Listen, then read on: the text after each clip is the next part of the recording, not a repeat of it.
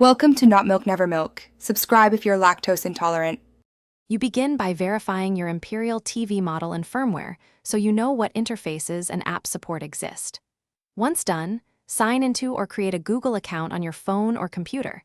This is required for app downloads and syncing. Next, connect the TV to your home Wi-Fi and ensure the router is reachable. If the TV lacks native Google services, plug in an Android TV stick or Chromecast into HDMI now, because that device will host Google functionality for the rest of the process. With the device active and the TV on the correct HDMI input, follow the on-screen Android or Chromecast setup prompts to choose language and reconnect to Wi-Fi. Sign into your Google account so settings and apps can sync. This also enables Play Store access. Make sure to accept necessary permissions. Without them, apps won't fully function.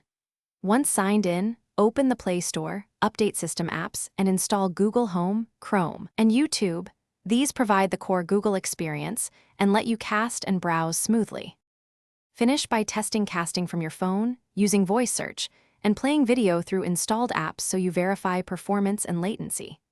Adjust display resolution and audio output in settings to match the TV's capabilities for best quality. Enable automatic updates in the Play Store to keep apps secure and compatible. If something fails, slow Wi-Fi, failed sign-in, or unresponsive apps, reboot both TV and add-on, reconnect Wi-Fi, and only then consider a factory reset. That sequence resolves most configuration problems quickly. Thanks for watching. If this was helpful, leave a like and consider subscribing. See you next time.